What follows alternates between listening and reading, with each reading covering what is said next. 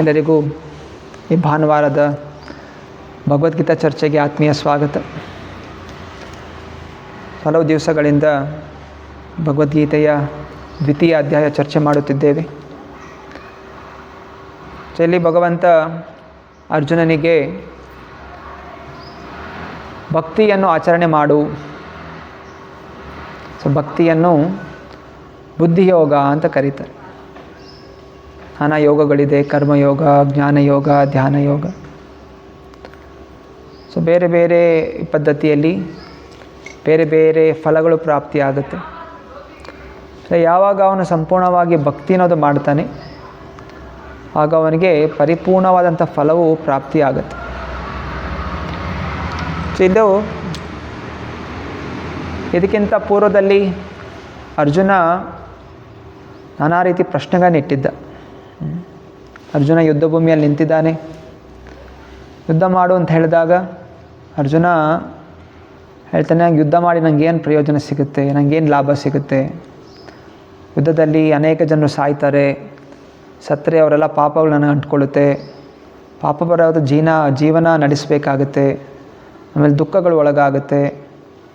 ಆದ್ದರಿಂದ ಯುದ್ಧ ಮಾಡೋದು ಬೇಡ ಅನ್ನೋದು ಅರ್ಜುನನ ಚಿಂತನೆ ಆಗಿತ್ತು. ಅರ್ಜುನ, ನಾನು ಚಿಂತನೆ ಮಾಡೋದು ಸರಿನೋ ತಪ್ಪೋ ನನಗೆ ಗೊತ್ತಿಲ್ಲ, ಅದರಿಂದ ಹೇ ಕೃಷ್ಣ, ನಾನು ನಿನಗೆ ಶರಣ ಆಗ್ತೀನಿ, ನೀನು ನನಗೆ ಉಪದೇಶ ಮಾಡು, ಏನು ಮಾಡಬೇಕು ಏನು ಮಾಡಬಾರ್ದು, ನಾನು ಹಾಗೆ ಮಾಡ್ತೀನಿ ಅಂತ ಹೇಳಿ ಪ್ರಾರ್ಥನೆ ಸಲ್ಲಿಸ್ತಾನೆ. ಆಗ ಕೃಷ್ಣ ನಾನಾ ವಿಷಯಗಳನ್ನು ಸಂಕ್ಷಿಪ್ತವಾಗಿ ಹೇಳ್ತಾ ಹೋಗ್ತಾನೆ. ಹಿಂದಿನ ಶ್ಲೋಕಗಳಲ್ಲಿ ಇಲ್ಲಿ ಕೃಷ್ಣ ಹೇಳಿದ್ದ, ಒಬ್ಬ ವ್ಯಕ್ತಿಯು ಕರ್ಮ ಮತ್ತು ಜ್ಞಾನದಿಂದ ಮೇಲೆ ಇರಬೇಕು. ಕರ್ಮಯೋಗದಲ್ಲಿ ನಾವೇನೋ ಕೆಲಸ ಮಾಡಿದ್ರೆ ನಮಗೆ ಏನೋ ಫಲ ಸಿಗುತ್ತೆ ಅಂತ ಅಪೇಕ್ಷೆ ಇರುತ್ತೆ. ಯುದ್ಧ ಮಾಡಿದ್ರೆ ನಿಮಗೆ ರಾಜ್ಯ ಸಿಗುತ್ತೆ, ಯುದ್ಧದಲ್ಲಿ ಸತ್ತರೆ ಸ್ವರ್ಗಲೋಕ ಸಿಗುತ್ತೆ. ಇದು ಲಾಭ. ಆದರೆ ಕೃಷ್ಣ ಹೇಳ್ತಾನೆ, ಕರ್ಮನೂ ಕೂಡ ಶ್ರೇಷ್ಠವಾದದ್ದಲ್ಲ. ಕರ್ಮದಿಂದ ಇನ್ನೂ ಸ್ವಲ್ಪ ಮೇಲೆ ಇರು, ಜ್ಞಾನಯೋಗಕ್ಕೆ ಬಾ.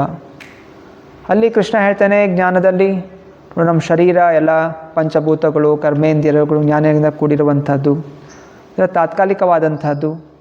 ಆದರೆ ಈ ಒಂದು ದೇಹದ ಒಳಗೆ ನಿಜವಾದ ಶಕ್ತಿ ಇದೆ, ಅದು ಜೀವಾತ್ಮ.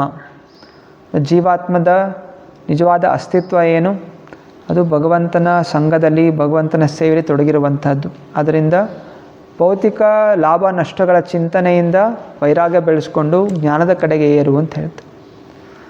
ಅನಂತರ ಕೃಷ್ಣ ಹೇಳ್ತಾನೆ, ಅದಕ್ಕಿಂತ ಉತ್ತಮವಾದಂಥದ್ದು ನನ್ನ ಸೇವೆ,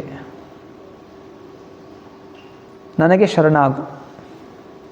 ಇದಕ್ಕೆ ಹೇಳು ಬುದ್ಧಿಯೋಗ. ಬುದ್ಧಿಯೋಗ ಅಂದರೆ ಭಗವಂತನ ನಿಸ್ವಾರ್ಥ ನಿಷ್ಕಾಮವಾದಂತಹ ಸೇವೆ, ನಿಸ್ವಾರ್ಥ ನಿಷ್ಕಾಮವಾದಂತಹ ಪ್ರೀತಿ. ನಾವು ಏನು ಜಗತ್ತಿನಲ್ಲಿ ನಮ್ಮ ಮನೆಯಲ್ಲಿ ಹೆಂಡತಿಗೆ, ಗಂಡನಿಗೆ, ಮಕ್ಕಳಿಗೆ, ತಂದೆ ತಾಯರಿಗೆ, ಸಮಾಜಕ್ಕೆ ಏನು ಪ್ರೀತಿ ತೋರಿಸ್ತೀವಿ, ಅದೇ ಪ್ರೀತಿ ನಾವು ಭಗವಂತನಿಗೆ ತೋರಿಸ್ಬೇಕು. ಇವಾಗ ನಾವು ಪ್ರೀತಿ ತೋರಿಸ್ತಾ ಇಲ್ಲ. ನಾವು ಏನು ಮಾಡ್ತಾಯಿದ್ದೀವಿ, ಸುಮ್ಮನೆನೋ ಕೇಳೋಕ್ಕೆ ಬರ್ತೀವಿ. ಗುಡಿಗೆ ಬಂದರೆ, ಗುಡಿಗೆ ಹೋದರೆ ನಮಗೇನೋ ಸಿಗುತ್ತೆ, ಎಲ್ಲೂ ಸಿಗೋದೇ ಇರೋವಂಥದ್ದು ಏನೋ ಗುಡಿಯಲ್ಲಿ ಸಿಗುತ್ತೆ ಅಂಥೇಳಿ ಗುಡಿಯಲ್ಲಿ ಕೇಳಕ್ಕೆ ಬರ್ತೀವಿ. ಅದು ಶುದ್ಧವಾದ ಭಕ್ತಿ ಅಲ್ಲ. ಶುದ್ಧವಾದ ಭಕ್ತಿ, ಗುಡಿಗೆ ಬರುವಂಥ ಉದ್ದೇಶ ಭಗವಂತನ ಸೇವೆಯನ್ನು ಮಾಡಲಿಕ್ಕೆ, ಭಗವಂತನ ಭಕ್ತರ ಸೇವೆಯಲ್ಲಿ ತೊಡಗಲಿಕ್ಕೆ. ಇದಕ್ಕೆ ಗುಡಿಗೆ ಬರಬೇಕಾಗಿರುವಂಥದ್ದು. ಭಗವಂತ ಇದನ್ನೇ ಹೇಳ್ತಾ ಇದ್ದಾನೆ, ಭಕ್ತಿ ಸೇವೆಯಲ್ಲಿ ತೊಡಗು, ಬುದ್ಧಿಯೋಗವನ್ನು ಬೆಳೆಸ್ಕೊ ಅನ್ನೋದನ್ನು ಹಿಂದಿನ ಶ್ಲೋಕದಲ್ಲಿ ಹೇಳಿದ್ದ. ನಂತರ ಈಗ ಇವತ್ತಿನ ಈ ಶ್ಲೋಕಗಳಿಗೆ 50ರಿಂದ 53 ಶ್ಲೋಕಗಳಲ್ಲಿ ಕೃಷ್ಣ ಹೇಳ್ತಾ ಇದ್ದಾನೆ, ಈ ಭಕ್ತಿ ಸೇವೆ ಮಾಡೋದರಿಂದ ಏನು ಲಾಭ ಸಿಗುತ್ತೆ, ಬುದ್ಧಿಯೋಗದ ಲಾಭ ಏನು ಅನ್ನೋದನ್ನು ಈ ಮುಂದಿನ ಈ ಶ್ಲೋಕಗಳಲ್ಲಿ ಹೇಳ್ತಾ ಹೋಗ್ತಾ ಇದ್ದಾರೆ. ಪ್ರಥಮವಾಗಿ ಇವತ್ತಿನ ಶ್ಲೋಕ ಹೇಳಿ, ಬುದ್ಧಿಯುಕ್ತೋ ಜಹಾತೀಹ ಉಭೇ ಸುಕೃತ ದುಷ್ಕೃತೆ ತಸ್ಮಾದ್ ಯೋಗಾಯ ಯುಜ್ಯಸ್ವ ಕರ್ಮಸು ಯೋಗಃ ಕರ್ಮಸು ಕೌಶಲಂ. ಇಲ್ಲಿ ಕೃಷ್ಣ ಹೇಳ್ತಾ ಇದ್ದಾನೆ, ಬುದ್ಧಿಯೋಗ ಅಥವಾ ಭಕ್ತಿ ಸೇವೆಯಲ್ಲಿ ತೊಡಗಿದಾಗ ನಮಗೇನು ಪ್ರಾಪ್ತಿಯಾಗುತ್ತೆ ಅಂತ ಹೇಳಿದ್ರೆ ಸುಕೃತ ದುಷ್ಕೃತೆ. ಸುಕೃತ ದುಷ್ಕೃತೆ ಅಂತ ಹೇಳಿದ್ರೆ ಸುಕೃತ ಅಂದರೆ ಪುಣ್ಯ, ದುಷ್ಕೃತ ಅಂತ ಹೇಳಿದ್ರೆ ಪಾಪ. ಸೊ ನಾವು ಈ ಜಗತ್ತಿನಲ್ಲಿ ಏನೇ ಕೆಲಸ ಮಾಡಿದ್ರೂ ಕೂಡ ಅದರಿಂದ ಒಂದು ಪಾಪ ಸಿಗುತ್ತೆ, ಇಲ್ಲ ಪುಣ್ಯ ಸಿಗುತ್ತೆ. ದಾನ ಮಾಡೋದ್ರಿಂದ, ಇನ್ನೊಬ್ಬರಿಗೆ ಸಹಾಯ ಮಾಡೋದ್ರಿಂದ ಪುಣ್ಯ ಬರುತ್ತೆ. ಇನ್ನೊಬ್ಬರಿಗೆ ಕೆಟ್ಟದ್ದು ಮಾಡೋದ್ರಿಂದ ಪಾಪ ಬರುತ್ತೆ. ನಮ್ಗೆ ನೋವು ಕೊಡೋದ್ರಿಂದ, ನಿಯಮಗಳನ್ನು ಉಲ್ಲಂಘನೆ ಮಾಡೋದ್ರಿಂದ ಪಾಪಗಳು ಬರುತ್ತೆ. ಹೀಗೆ ಜಗತ್ತಿನಲ್ಲಿ ಎಲ್ಲ ಕೆಲಸಗಳಲ್ಲಿ ಪಾಪ ಪುಣ್ಯ ಅನ್ನೋದು ಕೂಡಿದೆ. ಈ ಪಾಪ ಪುಣ್ಯ ಇರೋದರಿಂದ ಒಬ್ಬ ವ್ಯಕ್ತಿ ಮತ್ತೆ ಪುನಃ ಜನ್ಮ ತಗೋಬೇಕಾಗತ್ತೆ. ಪಾಪ ಮಾಡಿದ್ರೂ ಜನ್ಮ ಇದೆ, ಪುಣ್ಯ ಮಾಡಿದ್ರೂ ಜನ್ಮ ಇದೆ. ಮತ್ತು ಎರಡೂ ಜನ್ಮದಲ್ಲಿ ಕಷ್ಟ ಇದೆ. ಪುಣ್ಯ ಮಾಡಿ ಹುಟ್ಟಿದ್ರೂ ಕೂಡ ಹುಟ್ಟಬೇಕು ಅಂತ ಹೇಳಿದ್ರೆ ಅದು ಕಷ್ಟ. ಅದು ಹುಟ್ಟಿದ ಮೇಲೆ ಕಾಯಿಲೆಗಳು ಬರುತ್ತೆ, ಅನಂತರ ವಯಸ್ಸಾಗತ್ತೆ, ಅನಂತರ ಸಾಯ್ತೀವಿ. ಸೊ ಯಾರಿಗೂ ಕಾಯಿಲೆ ಬರೋದು ಇಷ್ಟ ಇಲ್ಲ, ಯಾರಿಗೂ ವಯಸ್ಸಾಗೋದು ಇಷ್ಟ ಇಲ್ಲ, ಯಾರಿಗೂ ಸಾಯೋಕ್ಕೆ ಇಷ್ಟ ಇಲ್ಲ. ಆದರೆ ಯಾರೆಲ್ಲ ಹುಟ್ಟುತ್ತಾರೆ ಎಲ್ಲ ತೊಂದರೆಗಳು ಅನುಭವಿಸ್ಬೇಕಾಗತ್ತೆ. ಜನ್ಮ, ಮೃತ್ಯು, ಜರ, ವ್ಯಾಧಿ. ಆದ್ದರಿಂದ ಕೃಷ್ಣ ಹೇಳ್ತಾ ಇದ್ದಾನೆ, ಯಾವಾಗ ನನ್ನ ಭಕ್ತಿ ಸೇವೆ ತೊಡಗ್ತೀಯ, ಉಭಯ ಸುಕೃತ ದುಷ್ಕೃತೆ, ಈ ಪಾಪ ಪುಣ್ಯಗಳಿಂದ ನೀನು ಮೇಲೇರ್ತೀಯ. ಅದಕ್ಕೆ ಅಕರ್ಮ ಅಂತ ಹೇಳ್ತಾರೆ. ಅಕರ್ಮ ಅಂತ ಹೇಳಿದ್ರೆ ಆ ಕೆಲಸ ಮಾಡೋದ್ರಿಂದ ಪುಣ್ಯವೂ ಸಿಗೋದಿಲ್ಲ, ಪಾಪವೂ ಸಿಗೋದಿಲ್ಲ. ಯಾವಾಗ ವ್ಯಕ್ತಿಯ ಒಂದು ಖಾತೆಯಲ್ಲಿ ಪಾಪ ಪುಣ್ಯ ಎರಡೂ ಇರೋದಿಲ್ಲ, ಅವನು ಮೋಕ್ಷವನ್ನು ಹೊಂದುತ್ತಾನೆ. ಮೋಕ್ಷ ಅಂತ ಹೇಳಿದ್ರೆ ಭಗವಂತನ ಲೋಕವನ್ನು ಪ್ರವೇಶಿಸ್ತಾನೆ. ಸೊ ಭಗವಂತನ ಲೋಕವನ್ನು ಪ್ರವೇಶಿಸಿದಂಥವನು ಮತ್ತೆ ಪುನಃ ಈ ಜಗತ್ತಲ್ಲಿ ಹುಟ್ಟು ಸಾವಿನ ಚಕ್ರದಲ್ಲಿ ಸಿಕ್ಕಾಕೊಳ್ಳೋದಿಲ್ಲ. ಯದ್ಗತ್ವಾ ನ ನಿವರ್ತಂತೆ ತದ್ಧಾಮ ಪರಮಮಮ. ಅಂದರೆ ಕೃಷ್ಣ ಹೇಳ್ತಾನೆ, ಯಾರು ನನ್ನ ಲೋಕಕ್ಕೆ ಬರ್ತಾರೆ, ಪರಮಲೋಕ ಭಗವಂತನ ಕೃಷ್ಣನ ಲೋಕ ಎಲ್ಲ ಲೋಕಗಳಿಂದ ಶ್ರೇಷ್ಠವಾದಂಥದ್ದು. ಆ ಲೋಕ ಪ್ರವೇಶ ಮಾಡಿದಂಥವರು ಮತ್ತೆ ಪುನಃ ಈ ಜಗತ್ತಲ್ಲಿ ಹುಟ್ಟು ಸಾವಿಗೆ ಸಿಕ್ಕಾಕೊಳ್ಳೋದಿಲ್ಲ. ಇಂದ ಈ ಬುದ್ಧಿಯುಕ್ತೋ, ಈ ಬುದ್ಧಿ ಯೋಗ, ಭಗವಂತನ ಸೇವೆಯನ್ನು ಮಾಡೋದ್ರಿಂದ, ಭಗವಂತನ ಪ್ರೀತಿ ಬೆಳೆಸ್ಕೊಳ್ಳೋದ್ರಿಂದ ನಮ್ಮ ಪಾಪ ಪುಣ್ಯ ಎರಡೂ ಕೂಡ ನಾಶ ಆಗತ್ತೆ. ಇದರಿಂದ ನಾವು ಸಂಸಾರದ ಚಕ್ರದಿಂದ ಬಿಡುಗಡೆ ಆಗ್ತೀವಿ. ಆದರೆ ಈ ಚಕ್ರ ಬಿಡುಗಡೆ ಆಗಬೇಕು, ಪಾಪ ಪುಣ್ಯಗಳು ಹೋಗಬೇಕು ಅಂತ ಹೇಳಿದ್ರೆ ಅದಕ್ಕೆ ತಕ್ಕ ಮಟ್ಟಂಥ ಸೇವೆ ಮನೋಭಾವನೆ ಬೆಳೆಸ್ಕೋಬೇಕು. ಸಾಧಾರಣವಾಗಿ ನಾವು ಎಲ್ಲ ಈ ಇತಿಹಾಸದ ಕಥೆಗಳು ಓದಿದಾಗ ಇದೆಲ್ಲ ಪೌರಾಣಿಕ ಕಥೆಗಳು, ರಾಮಾಯಣ, ಮಹಾಭಾರತ. ಸೊ ಅಲ್ಲಿ ಹೇಗೆ ಜನರು ವಾಸ ಮಾಡ್ತಾಯಿದ್ರು, ಹೇಗೆ ಭಕ್ತಿ ಮಾಡ್ತಾಯಿದ್ರು, ಹೇಗೆ ತಮ್ಮ ಕಾರ್ಯದಲ್ಲಿ ಭಗವಂತನ ನೋಡ್ತಾಯಿದ್ರು ಅನ್ನೋಂಥ ವಿಷಯಗಳನ್ನು ತಿಳಿತೀವಿ. ಕೆಲವೊಮ್ಮೆ ಪ್ರಶ್ನೆಗಳು ಬರುತ್ತೆ, ಇದೆಲ್ಲ ಕಥೆಗಳು ತುಂಬ ಪ್ರಾಚೀನವಾದಂಥದ್ದು. ಈಗ ನಾವೆಲ್ಲ ತಂತ್ರಜ್ಞಾನದಲ್ಲಿ ಮುಂದುವರೆದಿದ್ದೀವಿ, ನಾವು ಸಿಟಿಯಲ್ಲಿ ವಾಸ ಮಾಡ್ತಾಯಿದ್ದೀವಿ. ಸೊ ಸಿಟಿಯಲ್ಲಿ ಬೇರೆ ಬೇರೆ ಚಟುವಟಿಕೆಗಳು ಮಾಡ್ತಾಯಿದ್ದೀವಿ. ಮತ್ತು ಈ ಪ್ರಾಚೀನವಾದ ಉದಾಹರಣೆಗಳು ನಾವು ಇವತ್ತಿನ ಜೀವನದಲ್ಲಿ ಹೆಂಗೆ ಅಳವಡಿಸ್ಕೋಬೇಕು, ಸೊ ಇದೆಲ್ಲ ಕೆಲವೊಮ್ಮೆ ಸಂದೇಹಗಳು ಬರುತ್ತೆ. ಅದಕ್ಕೆ ಕೃಷ್ಣ ಹೇಳ್ತಾನೆ, ಯೋಗ ಕರ್ಮಸು ಕೌಶಲಂ. ಮುಂಚಿನ ಸಮಯದಲ್ಲಿ ಜನರು ಸಾಮಾನ್ಯವಾಗಿ ರೈತರು ಇರ್ತಾಯಿದ್ರು, ಕೆಲವು ಜನ ಕ್ಷತ್ರಿಯರು ಇರ್ತಾಯಿದ್ರು, ರಾಜರು ಇರ್ತಾಯಿದ್ರು, ಇನ್ನು ಮಿಕ್ಕಿದವರು ವ್ಯಾಪಾರಸ್ಥರು ಇರ್ತಾಯಿದ್ರು, ಇನ್ನು ಮಿಕ್ಕಿದವರೆಲ್ಲ ಬೇರೆ ಅನ್ಯ ಕೆಲಸಗಳು ಮಾಡ್ತಾಯಿದ್ರು. ಸೊ ಆದರೆ ಈಗ ನಾನು ಸಾಫ್ಟ್ವೇರ್ ಇಂಜಿನಿಯರ್ ಇದ್ದೀನಿ, ಡಾಕ್ಟರ್ ಇದ್ದೀನಿ, ಸೈಂಟಿಸ್ಟ್ ಇದ್ದೀನಿ, ಇನ್ನೇನೋ ಕೆಲಸ ಸಿಟಿಯಲ್ಲಿ ವಾಸ ಮಾಡ್ತಾಯಿದ್ದೀನಿ. ನಾನು ಭಕ್ತಿ ಹೇಗೆ ಮಾಡಬೇಕು, ಆ ಉದಾಹರಣೆ ಹೇಗೆ ತೊಗೋಬೇಕು. ಅದಕ್ಕೆ ಕೃಷ್ಣ ಹೇಳ್ತಾ ಇದ್ದಾನೆ,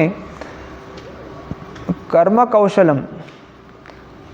ನೀನು ಆ ಸಮಯದಲ್ಲಿ ಯಾವ ರೀತಿ ಕೆಲಸಗಳು ಮಾಡ್ತಾಯಿದ್ರು, ಅಂದರೆ ಯಾವ ಭಾವನೆಯಿಂದ ಕೆಲಸ ಮಾಡ್ತಾಯಿದ್ರು, ಆ ತತ್ವವನ್ನು ತಿಳಿದು ನಿನ್ನ ಇವತ್ತಿನ ಒಂದು ಜೀವನ ಶೈಲಿಗೆ ಅದನ್ನು ಹೆಂಗೆ ಅಳವಡಿಸ್ಕೋಬೇಕು ಅನ್ನೋದನ್ನು ನೀವು ಯೋಚನೆ ಮಾಡು.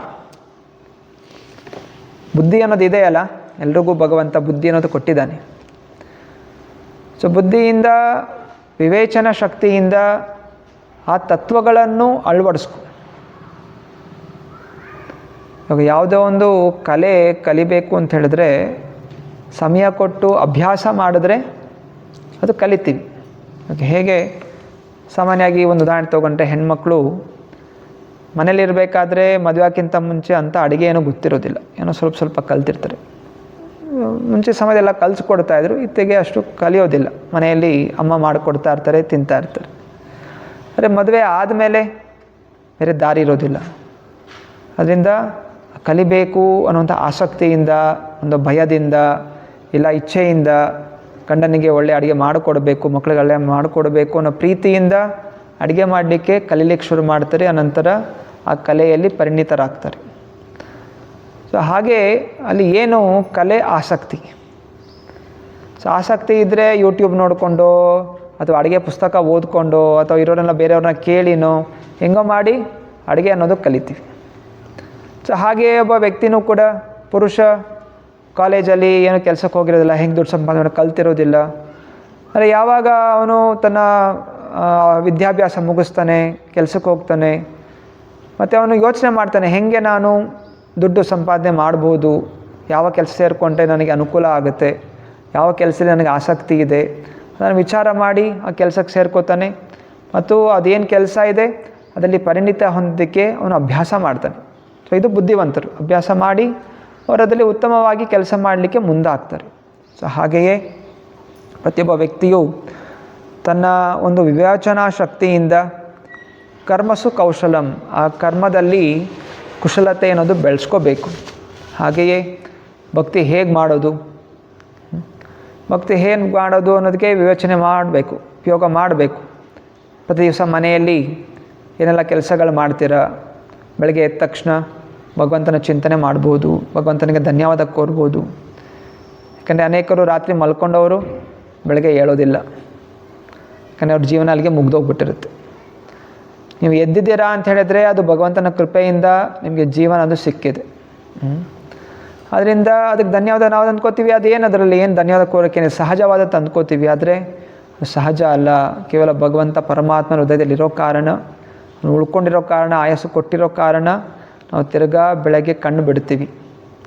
ಸೊ ಆ ಒಂದು ಕೃತಜ್ಞತೆ ಭಾವನೆ, ಭಗವಂತ ನನಗೆ ಮತ್ತೆ ಪುನಃ ನನ್ನ ಸಾಧನೆ ಮಾಡಲಿಕ್ಕೆ, ನನ್ನ ಸೇವೆ ಮಾಡಲಿಕ್ಕೆ ಅವಕಾಶ ಕೊಟ್ಟಿದೆಯಾ, ಧನ್ಯವಾದ ಅಂತ ಹೇಳುವಂಥದ್ದು. ಅಡುಗೆ ಮಾಡ್ತೀವಿ, ಅಡುಗೆ ಮಾಡಿ ನೇರವಾಗಿ ತಿನ್ನೋ ಬದಲು ಅಡುಗೆ ಮಾಡಿದ್ದನ್ನು ಭಗವಂತನಿಗೆ ನೈವೇದ್ಯವಾಗಿಟ್ಟು, ಭಗವಂತ ನಿನ್ನಿಂದ ನನಗೆ ಇವತ್ತು ಆಹಾರ ಅನ್ನೋದು ಪ್ರಧಾನವಾಗ್ತಾ ಇದೆ, ಧನ್ಯವಾದ ಅಂತ ಹೇಳ್ತಾ ಆ ಒಂದು ಏನು ಅಡುಗೆ ಮಾಡೋದನ್ನು ಅರ್ಪಣೆ ಮಾಡಿ ಅದನ್ನು ಪ್ರಸಾದವಾಗಿ ಸ್ವೀಕಾರ ಮಾಡುವಂಥದ್ದು. ಕೆಲಸಕ್ಕೆ ಹೋಗ್ತೀವಿ, ಹಣ ಸಂಪಾದನೆ ಮಾಡ್ತೀವಿ, ಆ ಹಣದ ಒಂದು ಭಾಗ, ಸ್ವಲ್ಪ ಭಾಗ ಭಗವಂತನ ಸೇವೆಗೋಸ್ಕರ ಉಪಯೋಗ ಮಾಡುವಂಥದ್ದು. ಭಗವಂತನಿಗೆ ಹೂಮಾರ ಮಾಡಲಿಕ್ಕೋ ಅಥವಾ ವಸ್ತ್ರ ಹೊಲಿಸ್ಲಿಕ್ಕೋ ಅಥವಾ ಭಗವದ್ಗೀತೆ ಪ್ರಚಾರ ಮಾಡಲಿಕ್ಕೋ ಅಥವಾ ಗೋಸೇವೆ ಮಾಡಲಿಕ್ಕೋ. ಸೊ ಹೀಗೆ ಹಣ ಸಂಪಾದನೆ ಮಾಡ್ತಾಯಿದ್ದೀವಿ, ಅದು ನಮ್ಮ ಕರ್ಮ. ಆ ಕರ್ಮವನ್ನು ಭಗವಂತನ ಸೇವೆಗೆ ಯಾವುದೇ ರೀತಿಯಲ್ಲಿ ಅದನ್ನು ಉಪಯೋಗ ಮಾಡುವಂಥದ್ದು. ಬುದ್ಧಿ ಇದೆ, ಓದಿದ್ದೀರಾ, ವಿದ್ಯಾಭ್ಯಾಸ ಇದೆ, ಇಂಗ್ಲೀಷ್ ಬರುತ್ತೆ, ಬೇರೆ ಬೇರೆ ಭಾಷೆಗಳು ಬರುತ್ತೆ.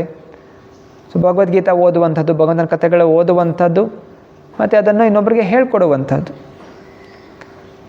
ನಿಮ್ಮ ನೆಂಟರ ಜೊತೆ, ಸ್ನೇಹಿತರ ಜೊತೆ ಯಾರು ಸಿಗ್ತಾರೋ ಅವರಿಗೆ ಭಗವಂತನ ವಿಷಯವನ್ನು ಹೇಳ್ಬೋದು. ಸೊ ಬುದ್ಧಿ ಇದೆ, ಓದೋ ಶಕ್ತಿ ಇದೆ, ಸ್ಮರಣೆ ಇಟ್ಕೊಳ್ಳೋ ಶಕ್ತಿ ಇದೆ. ಏನೇನೋ ಓದಿ ಸ್ಮರಣೆ ಇಟ್ಕೊಳ್ಳೋ ಜೊತೆಯಲ್ಲಿ ಆಧ್ಯಾತ್ಮಿಕ ವಿಷಯಗಳನ್ನು ಓದಿ ತಿಳಿದು ಅದನ್ನು ಇನ್ನೊಬ್ಬರಿಗೆ ಹೇಳುವಂಥದ್ದು. ಸೊ ಹೀಗೆ ಪ್ರತಿ ದಿವಸವೂ ಕೂಡ ನಮ್ಮ ಚಟುವಟಿಕೆಗಳಲ್ಲಿ ಯಾರೇ ಇರಲಿ, ಸಾಫ್ಟ್ವೇರ್ ಇಂಜಿನಿಯರ್ ಇರಲಿ, ಡಾಕ್ಟ್ರ್ ಇರಲಿ, ಎಲ್ಲೇ ಇರಲಿ, ಜನರೇ ಇರ್ತಾರೆ, ಯಾರೋ ಒಬ್ಬರಿಗೆ ಹೇಳುವಂಥ ಅವಕಾಶ ಇದ್ದೇ ಇರುತ್ತೆ.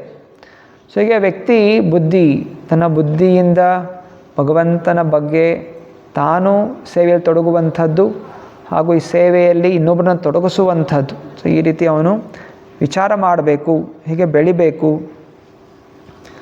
ಆದರೆ ಕೆಲವೊಮ್ಮೆ ಜನ ಹೇಳ್ತಾರೆ, ನಾವು ಒಳ್ಳೆಯದು ಮಾಡ್ತಾಯಿದ್ರೆ ನಮಗೇನು ಲಾಭ ಸಿಗೋದಿಲ್ಲ, ಒಳ್ಳೆಯವರಿಗೆ ಇದು ಸಮಯ ಅಲ್ಲ.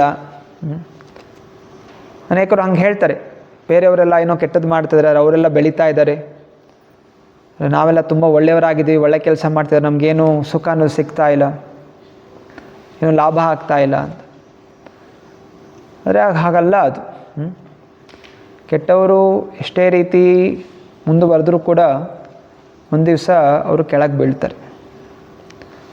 ಹಾಗೆ ಒಳ್ಳೆತನವು ಶೂನ್ಯದಲ್ಲಿ ಕಷ್ಟಕರ ಅಂದರೂ ಕೂಡ ಕ್ರಮೇಣ ಆಗಿ ಒಂದು ದಿವಸ ಅದು ಮೇಲೆ ಎದ್ದು ನಿಲ್ಲುತ್ತೆ. ಯಾಕಂತ ಹೇಳಿದ್ರೆ ಸತ್ಯದ ಮಾರ್ಗ, ಒಳ್ಳೆಯ ಮಾರ್ಗ ಅದು ಭಗವಂತನ ಮಾರ್ಗ. ಯಾವ ರೀತಿ ಮಹಾಭಾರತದಲ್ಲಿ ಪಾಂಡವರು ಸದಾ ಧರ್ಮದ ಮಾರ್ಗದಲ್ಲಿ ನಡೀತಾ ಇದ್ರು, ಇನ್ನು ಕಡೆ ಕೌರವರು ಕೆಟ್ಟ ಮಾರ್ಗದಲ್ಲಿ ನಡೀತಾ ಇದ್ರು. ಶುರುವಿನಲ್ಲಿ ಕೌರವರಿಗೆ ಜಯ ಅನ್ನಿಸ್ತಾ ಇತ್ತು, ಏಕೆಂದರೆ ಏನೆಲ್ಲೋ ರೀತಿ ಪ್ರಯತ್ನ ಮಾಡ್ತಾಯಿದ್ರು. ಈ ಪಾಂಡವ್ರನ್ನ ಓಡಿಸ್ಲಿಕ್ಕೆ ಕಾಡಿಗೆ ಓಡಿಸಿದ್ರು, ವನವಾಸ ಕಳಿಸಿದ್ರು, ದ್ರೌಪದಿಗೆ ಅಪಮಾನ ಮಾಡಲಿಕ್ಕೆ ಪ್ರಯತ್ನ ಮಾಡಿದ್ರು. ಇದೆಲ್ಲ ಒಂದು ರೀತಿ ಸಫಲತೆ ಅವ್ರಿಗೆ ಸಿಗ್ತಾಯಿತ್ತು. ಅವ್ರು ಅಂದ್ಕೊಂಡ್ರು ನಾವು ಹೀಗೆ ಗೆಲ್ತಾನೆ ಇರ್ತೀವಿ ಅಂತ.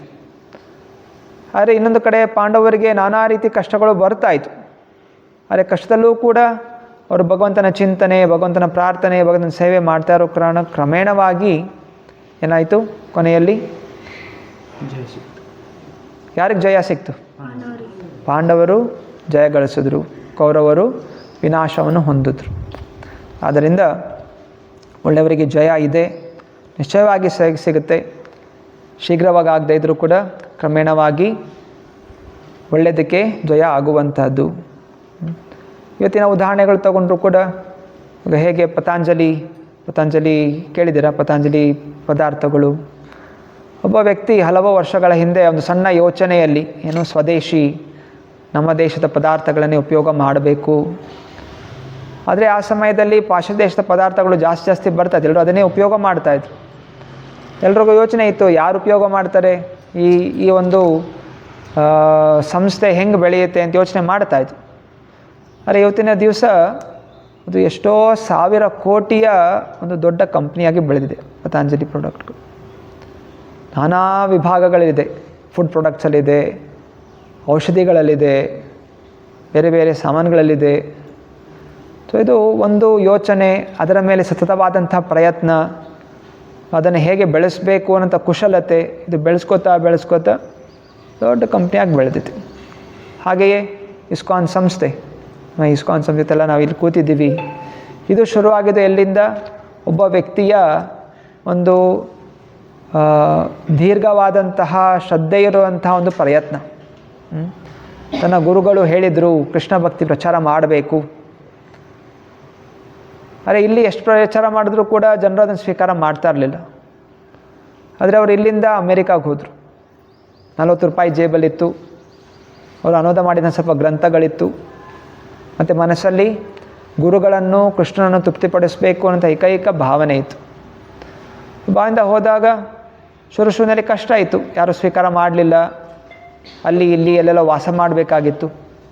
ಆದರೆ ಕ್ರಮೇಣವಾಗಿ ಅವರು 108 ಮಂದಿರಗಳನ್ನು ಸ್ಥಾಪನೆ ಮಾಡಿದ್ರು. 10 ವರ್ಷದಲ್ಲಿ ವಿಶ್ವಾದ್ಯಂತ 108 ಮಂದಿರಗಳು. ಒಂದು ಮಂದಿರ ಕಟ್ಟಿಸ್ಲಿಕ್ಕೆ ಎಷ್ಟು ಕಷ್ಟ ಆಯಿತು. 108 ಮಂದಿರಗಳು ಬೇರೆ ಬೇರೆ ದೇಶಗಳಲ್ಲಿ, ಬೇರೆ ಬೇರೆ ಭಾಷೆಯವರ ಇದರಲ್ಲಿ. ಅಂಥವರೆಲ್ಲರೂ ಕೂಡ ಜ್ಞಾನ ತಿಳ್ಕೊಂಡು ಸಾವಿರಾರು ಜನ ಶಿಷ್ಯಂದರಾದರು. ಸೊ ಇದೆಲ್ಲ ಹೇಗೆ ಸಾಧ್ಯ ಆಯಿತು?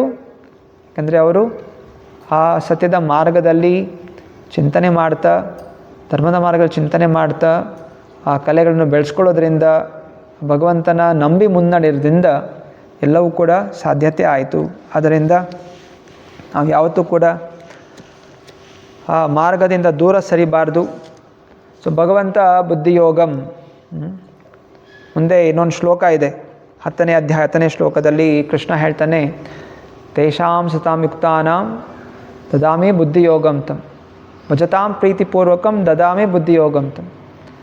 ಯಾರು ಸತತವಾಗಿ ಪ್ರಯತ್ನ ಮಾಡ್ತಾರೆ ಭಗವಂತನ ಪಡಿಬೇಕು, ತೇಷಾಂ ಸತಯುಕ್ತಾನಾಂ ಭಜತಾಂ ಪ್ರೀತಿಪೂರ್ವಕಂ, ಸತತವಾಗಿ ಭಗವಂತನ ಪಡಿಬೇಕು ಅಂತ ಆಸಕ್ತಿಯಿಂದ ಅವರ ಭಜನೆ ಮಾಡ್ತಾರೆ. ಸೊ ಭಜನೆ ಒಂದು ಮಣಿ ತೊಗೊಂಡು ಜಪ ಮಾಡ್ಬೋದು, ಹರೇ ಕೃಷ್ಣ ಕೃಷ್ಣ ಕೃಷ್ಣ ಹರೇ ಹರೇ, ಹರೇ ರಾಮ ರಾಮ ರಾಮ ಹರೇ ಹರೇ. ಕೀರ್ತನೆಯಲ್ಲಿ ಹಾಡ್ಬೋದು, ಭಗವಂತನ ವಿಷಯಗಳು ಭಗವದ್ಗೀತೆ ಓದ್ಬೋದು, ಭಗವಂತನ ಕಥೆಗಳು ಭಾಗವತಂ ಓದ್ಬೋದು.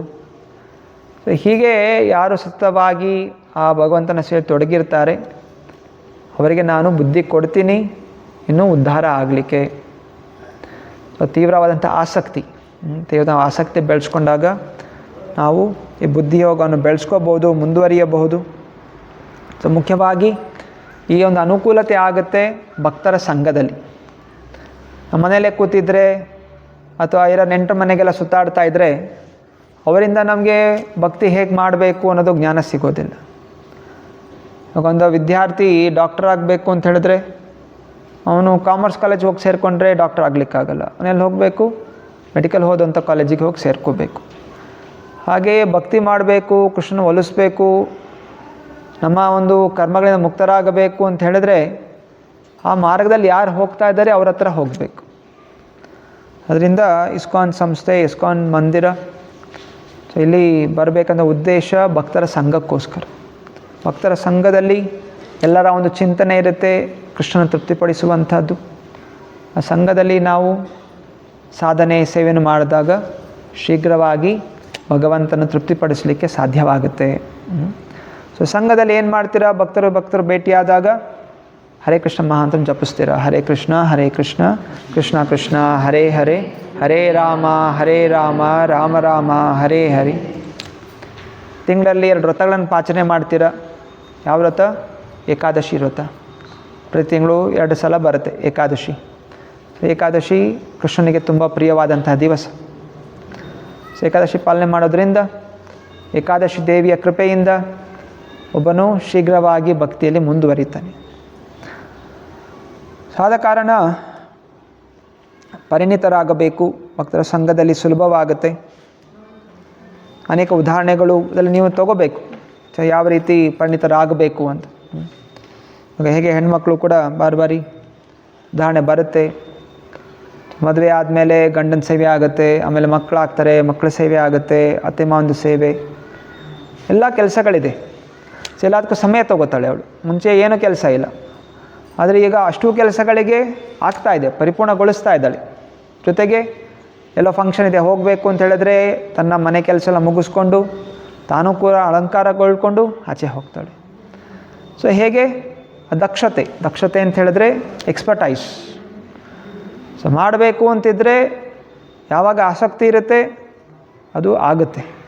ಆಸಕ್ತಿ ಇಲ್ಲ ಅಂತ ಹೇಳಿದ್ರೆ ಏನೂ ಮಾಡಲಿಕ್ಕಾಗೋದಿಲ್ಲ. ಸೊ ಮುಂದೆ ಕೃಷ್ಣ ಹೇಳ್ತಾ ಇದ್ದಾನೆ 51ನೇ ಶ್ಲೋಕ ಹೇಳಿ. ಕರ್ಮಜಂ ಬುದ್ಧಿಯುಕ್ತಾ ಹಿ ಫಲಂ ತ್ಯಕ್ತ್ವಾ ಮನೀಷಿಣಃ ಜನ್ಮಬಂಧ ವಿನಿರ್ಮುಕ್ತಾಃ ಪದಂ ಗಚ್ಚಂತ್ಯ ನಮಾಮ್ಯಂ.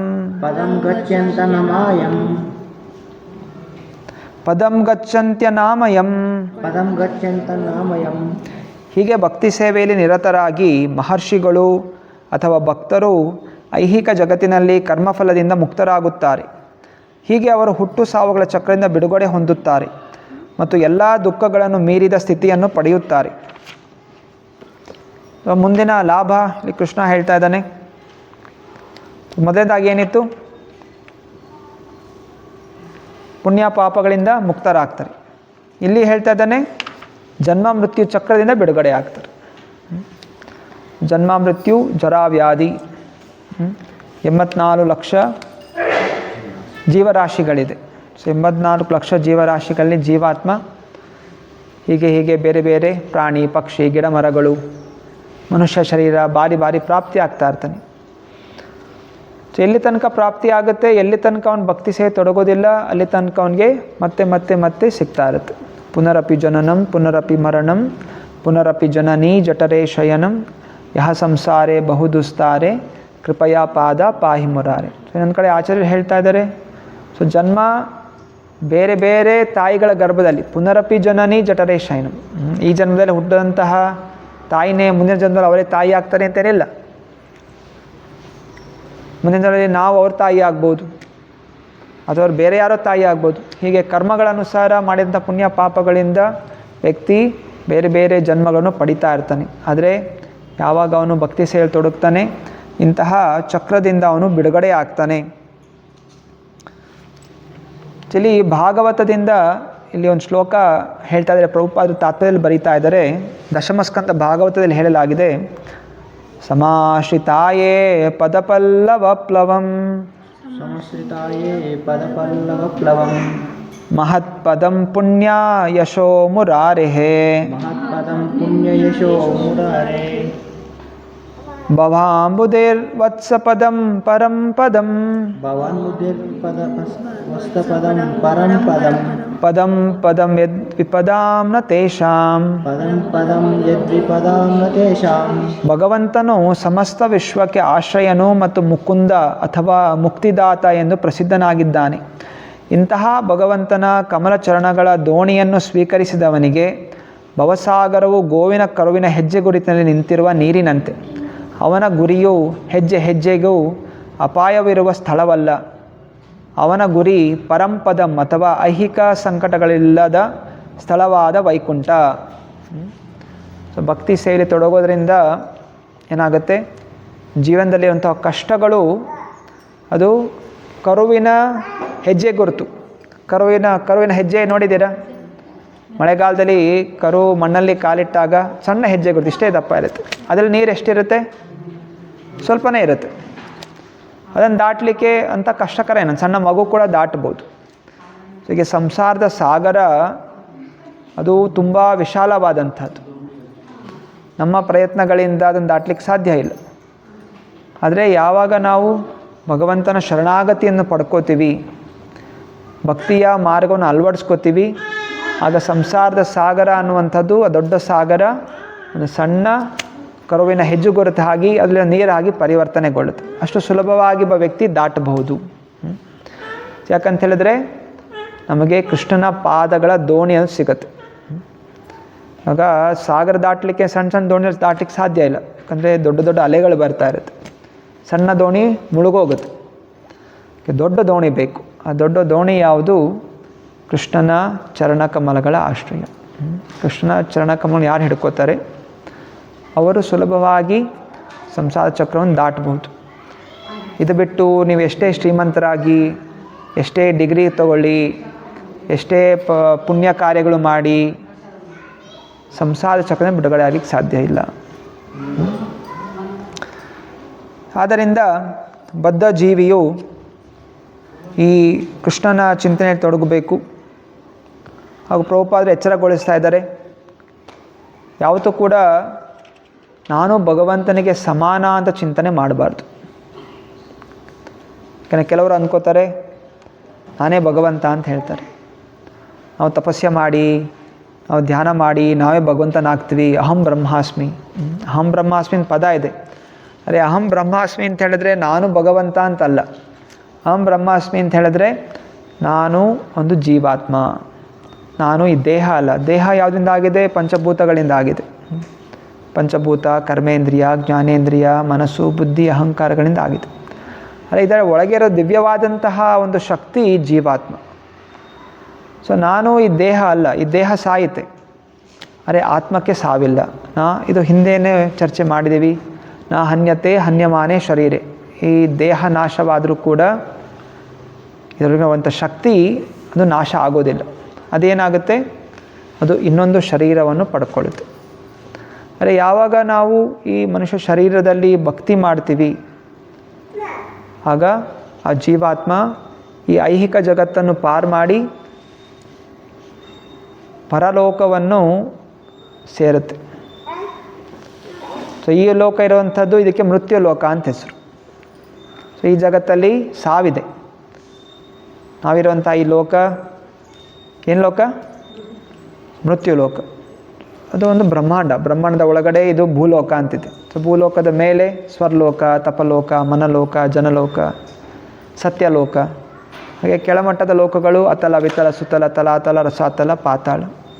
ಸೊ ಹೀಗೆಲ್ಲ ಬೇರೆ ಬೇರೆ ಥರದ ಲೋಕಗಳಲ್ಲಿ ಬೇರೆ ಬೇರೆ ಥರ ವ್ಯವಸ್ಥೆಗಳಿದೆ, ಬೇರೆ ಬೇರೆ ಥರ ಕಷ್ಟಗಳಿದೆ, ಸುಖಗಳಿದೆ. ಆದರೆ ಇದೆಲ್ಲ ಹೋದರೂ ಕೂಡ ಹುಟ್ಟು ಸಾವು, ಕಾಯಿಲೆಗಳು, ವೃದ್ಧಾಪ್ಯ ಅನ್ನೋದು ಅನುಭವ ಆಗುತ್ತೆ. ಇದರ ಮೇಲಿರುವಂಥ ಇನ್ನೊಂದು ಲೋಕ ಇದೆ, ಅದಕ್ಕೆ ಹೇಳ್ತೀವಿ ವೈಕುಂಠ. ಕುಂಠ ಅಂತ ಹೇಳಿದ್ರೆ ಕಷ್ಟಗಳು, ವೈಕುಂಠ ಅಂತ ಹೇಳಿದ್ರೆ ಕಷ್ಟರಹಿತವಾಗಿರುವಂಥದ್ದು. ಸೊ ಭಗವಂತ ಇರುವಂತಹ ಲೋಕ, ವಿಷ್ಣು ಲೋಕ, ಅದು ವೈಕುಂಠ ಲೋಕ. ಸೊ ಯಾರು ನಿಸ್ವಾರ್ಥ ನಿಷ್ಕಾಮದ ಭಕ್ತಿಯಲ್ಲಿ ತೊಡಗ್ತಾರೆ. ಅಂಥವರನ್ನು ಭಗವಂತ ಈ ಲೋಕದಿಂದ ಆ ಲೋಕ ಕರೆದು ಹೋಗ್ತಾನೆ. ಆ ಲೋಕಕ್ಕೆ ನಮ್ಮ ಪ್ರಯತ್ನದಿಂದ ಆಗೋದಿಲ್ಲ. ನಾನು ರಾಕೆಟ್ ಮಾಡ್ತೀನಿ, ಇನ್ನೇನೋ ಮಾಡಿ ಡ್ರೋನ್ ಮಾಡ್ತೀನಿ, ಡ್ರೋನಲ್ಲಿ ನಾನು ಹೋಗ್ತೀನಿ ಅಂತ ಹೇಳಿದ್ರೆ ಪಾರು ಮಾಡಲಿಕ್ಕೆ ಸಾಧ್ಯ ಇಲ್ಲ. ಇಲ್ಲಿಂದ ಸಮೀಪದ ನಕ್ಷತ್ರ ಹೋಗಲಿಕ್ಕೆ ಎಷ್ಟೋ ಲಕ್ಷಾಂತರ ವರ್ಷಗಳು ಬೇಕಾಗತ್ತೆ ಒಂದು ನಕ್ಷತ್ರ ಹತ್ರ ಹೋಗಲಿಕ್ಕೆ. ಹಾಗಿದ್ದಾಗ ಈ ಬ್ರಹ್ಮಾಂಡ ಇದೆಷ್ಟೋ ಕೋಟಿ ಮೈಲಿ ಅಗಲ ಇದೆ. ಮತ್ತು ಅದರ ಸುತ್ತ ದೊಡ್ಡ ದೊಡ್ಡ ಪೊರೆಗಳಿದೆ, ಪಂಚಭೂತಗಳ ಪೊರೆಗಳಿದೆ. ಅದು ಎಷ್ಟೆಷ್ಟೋ ಕಿಲೋಮೀಟರ್ ದೊಡ್ಡದು. ನಮ್ಮ ಪ್ರಯತ್ನದಿಂದ ಭಗವಂತನ ಲೋಕಕ್ಕೆ ಪ್ರವೇಶ ಮಾಡಲಿಕ್ಕೆ ಸಾಧ್ಯ ಇಲ್ಲ. ಅರೆ ನಾವೇನು ಮಾಡ್ಬೋದು, ಭಗವಂತನ ಪ್ರಾರ್ಥನೆ ಮಾಡ್ಬೋದು, ಭಗವಂತನ ಶರಣಾಗ್ಬೋದು, ಭಗವಂತನ ಭಕ್ತರ ಸೇವೆ ಮಾಡ್ಬೋದು. ಸೇವೆ ಮಾಡೋದ್ರಿಂದ ಭಗವಂತನೇ ವೈಕುಂಠ ವಿಮಾನವನ್ನು ಕಳಿಸ್ಕೊಡ್ತಾನೆ. ವೈಕುಂಠ ವಿಮಾನ ಕಳಿಸಿದಾಗ ಅದನ್ನು ಏರಿ ಭಗವಂತನ ಲೋಕಕ್ಕೆ ಹೋಗ್ಬೋದು. ಹೇಗೆ ರಾಮಾಯಣದಲ್ಲಿ ಕೂಡ ಕತೆ ಬರುತ್ತೆ, ಹೇಗೆ ರಾಮಚಂದ್ರ ತನ್ನ ಲೀಲೆಗಳನ್ನು ಮುಗಿಸಿ ತನ್ನ ಲೋಕಕ್ಕೆ ಹೋಗಬೇಕಾದ್ರೆ ಎಲ್ಲರನ್ನು ಕರೆದ, ಯಾರಿಗೆಲ್ಲ ನನ್ನ ಜೊತೆ ಬರಬೇಕು ಅಂತ ಆಸಕ್ತಿ ಎಲ್ಲರೂ ಬನ್ನಿ. ಎಲ್ಲ ಸೇರಿದ್ರು, ಸರಾಯು ನದಿಗೆ ಪ್ರವೇಶ ಮಾಡಿದ್ರು. ಸರಾಯು ನದಿಗೆ ಪ್ರವೇಶ ಮಾಡ್ತಾ ಇದ್ದಾಗೆ ಅವರ ಈ ಭೌತಿಕ ಶರೀರ ಅನ್ನೋದು ನಾಶ ಆಯಿತು, ಆತ್ಮದ ಸ್ವರೂಪ ಪ್ರಕಟ ಆಯಿತು. ಅವ್ರನ್ನೆಲ್ಲ ವಿಮಾನದಲ್ಲಿ ರಾಮಚಂದ್ರ ತನ್ನ ಲೋಕಕ್ಕೆ ಕರೆದೊಯ್ದು. ಸೊ ಯಾರಿಗೆ ಆಸಕ್ತಿ ಇರಲಿಲ್ಲ ಅವರೆಲ್ಲ ಉಳ್ಕೊಂಡ್ರು. ಅದರಿಂದ ಭಗವಂತನ ಕೃಪೆಯಿಂದ ಮಾತ್ರ ಆ ಭಗವಂತನ ಲೋಕಕ್ಕೆ ಹೋಗ್ಲಿಕ್ಕೆ ಸಾಧ್ಯ. ಮುಂದಿನ ಶ್ಲೋಕ 52. ಯದಾ ತೇ ಮೋಹಕಲಿಲಂ ಬುದ್ಧಿರ್ವ್ಯತಿತರಿಷ್ಯತಿ ತದಾ ಗಂತಾಸಿ ನಿರ್ವೇದಂ ಶ್ರೋತವ್ಯಸ್ಯ ಶ್ರುತಸ್ಯ ಚ. ನಿನ್ನ ಬುದ್ಧಿಯು ಭ್ರಾಂತಿಯ ದಟ್ಟವಾದ ಕಾಡಿನಿಂದ ಹೊರಕ್ಕೆ ಬಂದ ನಂತರ ನೀನು ಹಿಂದೆ ಕೇಳಿರುವುದೆಲ್ಲಕ್ಕೆ ಮತ್ತು ಮುಂದೆ ಕೇಳುವುದೆಲ್ಲಕ್ಕೆ ನಿರ್ಲಕ್ಷ್ಯವನ್ನು ತೋರುವೆ. ಇಲ್ಲಿ ಕೃಷ್ಣ ಹೇಳ್ತಾ ಇದ್ದಾನೆ, ಏನೆಲ್ಲ ಲಾಭ, ಕರ್ಮದ ಬಂಧನಗಳಿಂದ ಮುಕ್ತಿ, ಪಾಪ ಪುಣ್ಯದಿಂದ ಮುಕ್ತಿ, ಹುಟ್ಟು ಸಾವಿಂದ ಮುಕ್ತಿ. ಹೀಗೆ ಹೇಳ್ತಾ ಇದ್ದಾನೆ, ನೀನು ಪಡೆಯುವಂಥ ಸ್ಥಾನ, ಯಾವ ಸ್ಥಾನ ಪಡಿತೀಯ ಅದು ಬ್ರಹ್ಮಜ್ಯೋತಿಯನ್ನು ಕೂಡ ಮೇಲ್ಪಡುತ್ತೆ. ಬೇರೆ ಬೇರೆ ಥರದ ಜನ ಇದ್ದಾರೆ. ಕೆಲವರು ಕೆಲಸ ಮಾಡ್ತಾರೆ, ಒಳ್ಳೆ ಕೆಲಸ ಮಾಡಬೇಕು, ಇನ್ನೊಬ್ಬರಿಗೆ ಸಹಾಯ ಮಾಡಬೇಕು, ಈ ರೀತಿ ಸಮಾಜ ಸೇವೆ ಕಾರ್ಯದಲ್ಲಿ ತೊಡಗಿರ್ತಾರೆ. ಕೆಟ್ಟವರಲ್ಲ, ಆದರೆ ಭಕ್ತಿನೂ ಮಾಡೋದಿಲ್ಲ, ಆದರೆ ಸಮಾಜ ಸೇವೆನೇ ಅಲ್ಲ. ಇನ್ನೊಬ್ಬರಿಗೆ ದಾನ ಮಾಡೋದು, ಆಸ್ಪತ್ರೆಗಳು ಕಟ್ಟಿಸೋದು, ಉಚಿತ ಶಾಲೆಗಳು ಕೊಡೋ, ವಿದ್ಯಾಭ್ಯಾಸ ಮಾಡಿಸುವಂಥದ್ದು, ಇದೆಲ್ಲ ಸಮಾಜ ಸೇವಾ ಕಾರ್ಯಗಳು. ಇದರಿಂದ ಏನು ಫಲ ಸಿಗುತ್ತೆ, ಒಬ್ಬನಿಗೆ ಪುಣ್ಯ ಸಿಗುತ್ತೆ. ಪುಣ್ಯದಿಂದ ಅವನಿಗೆ ಈ ಲೋಕದಲ್ಲಿ ಮತ್ತೆ ಜನ್ಮ ಆಗುತ್ತೆ. ಇನ್ನು ಕೆಲವರುಗಳು ಇವ್ರಿಗೆ ಹೇಳ್ತೀವಿ ಕರ್ಮಕಾಂಡಿಗಳು ಅಂತ. ಕರ್ಮಕಾಂಡಿಗಳಿಗಿಂತ ಒಂದು ಉತ್ತಮವಾದಂಥವ್ರು ಜ್ಞಾನಿಗಳು. ಸೊ ಜ್ಞಾನಿಗಳು ತಿಳಿತಾರೆ, ಸೊ ಈ ಜಗತ್ತಲ್ಲಿ ಹೀಗೆ ಹುಟ್ಟು ಸಾವು ಎಲ್ಲ ಇದೆ, ನನಗೆ ಈ ಹುಟ್ಟು ಸಾವು ಬೇಕಾಗಿಲ್ಲ, ಈ ಹುಟ್ಟು ಸಾವಿಂದ ನಾನು ಮುಕ್ತನಾಗಬೇಕು ಅಂತ ಹೇಳಿ ಅವರು ಅಧ್ಯಯನ ಮಾಡ್ತಾರೆ. ವೇದಶಾಸ್ತ್ರನ ಅಧ್ಯಯನ ಮಾಡ್ತಾ ಮಾಡ್ತಾ ಈ ಜಗತ್ತಿನ ಮೇಲೆ ಅವರು ವೈರಾಗ್ಯ ಬೆಳೆಸ್ಕೋತಾರೆ. ನನಗೆ ಈ ಜಗತ್ತು ಬೇಡ ಅಷ್ಟೇ, ಈ ಜಗತ್ತಲ್ಲಿ ನನಗೆ ಯಾವುದು ಬೇಕಾಗಿಲ್ಲ, ಯಾವ ಸಂಬಂಧವೂ ಕೂಡ ಬೇಕಾಗಿಲ್ಲ ಅನ್ನುವಂತಹ ಜ್ಞಾನ ಬೆಳೆದಾಗ ಅವರೇನಾಗ್ತಾರೆ, ಈ ಭೌತಿಕ ಜಗತ್ತಿನ ಹೊರಗಿರುವಂತಹ ಒಂದು ಜ್ಯೋತಿ ಇದೆ, ಬ್ರಹ್ಮಜ್ಯೋತಿ ಅಂತ, ಅದಕ್ಕೆ ಹೋಗಿ ಲೀನವಾಗ್ತಾರೆ. ಆದರೆ ಬ್ರಹ್ಮಜ್ಯೋತಿಯು ಕೂಡ ಪರಿಪೂರ್ಣವಾದಂತಹ ಸ್ಥಾನ ಅಲ್ಲ. ಬ್ರಹ್ಮಜ್ಯೋತಿಗಿಂತ ಮೇಲ್ಪಟ್ಟಂಥದ್ದು ವೈಕುಂಠ. ಸೊ ಕೇವಲ ಜ್ಞಾನಿಗಳು ಜ್ಞಾನ ವೈರಾಗ್ಯ ಬೆಳೆಸ್ಕೊಳ್ಳೋದ್ರಿಂದ ಅವರಿಗೆ ಸಿಗುವಂಥ ಸ್ಥಾನ ಏನು, ಬ್ರಹ್ಮಜ್ಯೋತಿ. ಸೊ ಇದಕ್ಕೆ ಉದಾಹರಣೆ ಯಾರು ತಿಳ್ಕೊಬೇಕು ಅಂದರೆ, ಹೇಗೆ ಸೂರ್ಯ ಇದ್ದಾನೆ. ಸೊ ಸೂರ್ಯ ಅನ್ನೋಂಥ ಒಂದು ಗ್ರಹ ಇದೆ.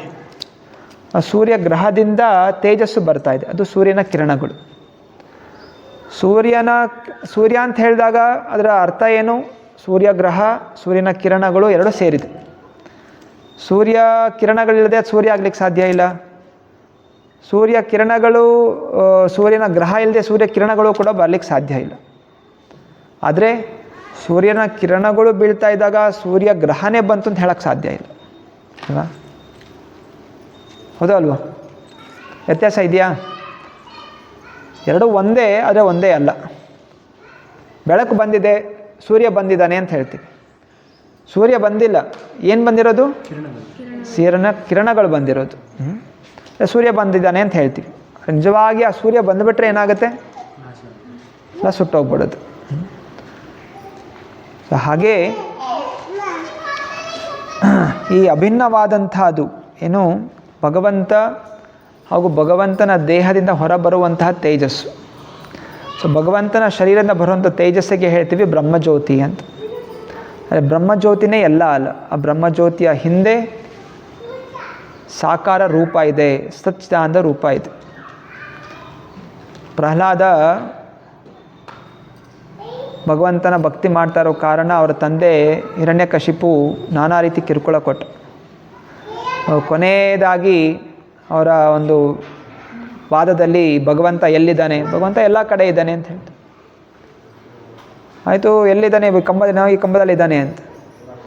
ಸೊ ಹಿರಣ್ಯಕಶಿಪು ತನ್ನ ಗದೆ ತಗೊಂಡು ಕಂಬಕ್ಕೆ ಹೊಡಿತಾನೆ. ಸೊ ಕಂಬಕ್ಕೆ ಹೊಡೆದಾಗ ಜೋರ ಗರ್ಜನೆ ಬರುತ್ತೆ, ಎಲ್ಲ 14 ಲೋಕಗಳು ಅಲ್ಲಾಡುತ್ತೆ. ನಂತರ ಕಂಬ ಸೀಳಿ ಒಂದು ತೇಜಸ್ಸು ಹೊರ ಬರುತ್ತೆ. ಸೊ ಯಾರೂ ಕೂಡ ಕೆಲವು ಕ್ಷಣಗಳು ಏನೂ ಕಾಣಿಸೋದಿಲ್ಲ. ಆ ತೇಜಸ್ಸಿನಿಂದ ಅವ್ರ ಕಣ್ಣೆಲ್ಲ ಮುಚ್ಚೋಗ್ಬಿಡುತ್ತೆ. ಒಬ್ಬನೇ ಒಬ್ಬ ಕಣ್ಣು ತೆರೆದಿರ್ತಾನೆ, ಅವನು ಪ್ರಹ್ಲಾದ. ಅವನಿಗೆ ಆ ತೇಜಸ್ಸು ಹಿಂದೆ ಇರುವಂತಹ ನರಸಿಂಹ ಕಾಣಿಸ್ತಾ ಇರ್ತಾನೆ. ಸೊ ಹಾಗೆಯೇ ಯಾರು ಕೇವಲ ಜ್ಞಾನ ಬೆಳೆಸ್ಕೋತಾರೆ ಅವರಿಗೆ ಅರಿವಿಕೆ ಆಗೋದು ಕೇವಲ ಭಗವಂತನ ದೇಹದಿಂದ ಬರ್ತಾ ಇರುವಂತಹ ತೇಜಸ್ಸು. ಅದಕ್ಕೆ ಬ್ರಹ್ಮಜ್ಯೋತಿ ಎಲ್ಲ ಕಡೆ ಇದ್ದಾನೆ. ಆ ಬ್ರಹ್ಮಜ್ಯೋತಿ ಎಲ್ಲ ಕಡೆ ಇದೆ, ಸರ್ವವ್ಯಾಪಿ. ಆದರೆ ಅಷ್ಟಕ್ಕೆ ಪರಿಪೂರ್ಣತೆ ಅಲ್ಲ. ಪರಿಪೂರ್ಣತೆ ಏನು? ಆ ತೇಜಸ್ಸಿನ ಹಿಂದೆ ಒಬ್ಬ ವ್ಯಕ್ತಿ ಇದ್ದಾನೆ, ಪರಿಪೂರ್ಣವಾದಂತಹ ಒಂದು ರೂಪ ಇದೆ, ಅದು ಕೃಷ್ಣ. ಇದು ಯಾರಿಗೆ ಗೊತ್ತಾಗುತ್ತೆ? ಯಾರು ಭಕ್ತಿ ಸೇವೆಯಲ್ಲಿ ತೊಡಗಿರ್ತಾರೆ. ಸೊ ಇದೆಲ್ಲ ಭಕ್ತಿ ಸೇವೆ ಲಾಭಗಳು. ಭಕ್ತಿ ಸೇವೆಯಲ್ಲಿ ತೊಡಗೋದ್ರಿಂದ ಒಬ್ಬನು ಆ ಜ್ಞಾನದ ಒಂದು ಹಂತದಿಂದ ಇನ್ನೂ ಮೇಲೆ ಇರ್ತಾನೆ, ವೈಕುಂಠ ಲೋಕವನ್ನು ಪ್ರವೇಶ ಮಾಡ್ತಾನೆ. ಎಲ್ಲಿ ತನಕ ಪ್ರೀತಿ ಬೆಳೆಸ್ಕೊಳ್ಳೋದಿಲ್ಲ, ಭಗವಂತನ ಪ್ರತಿ ಪ್ರೀತಿ ಇರೋದಿಲ್ಲ, ಅವರಿಗೆ ವೈಕುಂಠ ಲೋಕ ಪ್ರವೇಶ ಇಲ್ಲ. ಆಗ ಹೇಗೆ ಮಕ್ಕಳು ಮನೆಯೇ ಎಲ್ಲ, ನನ್ನ ಮನೆಗೆ ಮನೆಯಿಂದನೇ ನನ್ನ ಅಪ್ಪ ಅಮ್ಮ ಬಂದಿದ್ದಾರೆ ಅಂತ ಹೇಳಿದ್ರೆ, ಮನೆಯಿಂದ ಅಪ್ಪ ಅಮ್ಮ ಬಂತ, ಅಪ್ಪ ಅಮ್ಮನಿಂದ ಮನೆ ಬಂತ?